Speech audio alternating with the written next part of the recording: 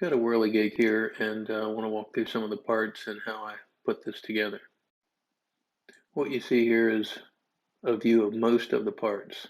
Here at the bottom of the screen you see the base that's made out of 3/4 inch cedar, miscellaneous screws, nuts, bolts, bearings. This is a 3-to-1 gear set mounted on a 1/4 inch all-thread rod.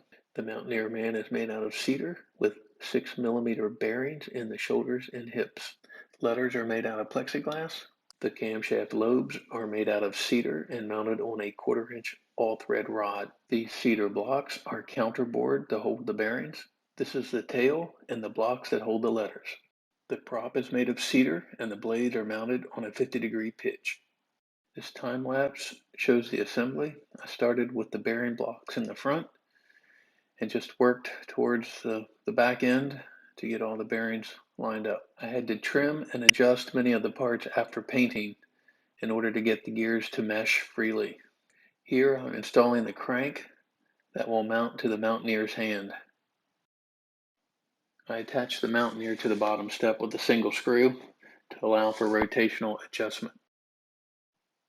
I attach the prop with the heaviest part opposite of the crank arm, which should help to balance. I attached a brass rod above the letter arms to keep the wind from blowing them over center. I added a piece of flashing to protect the gears from the weather. For a couple of final touches, I made this coonskin hat out of an old sock and painted it accordingly.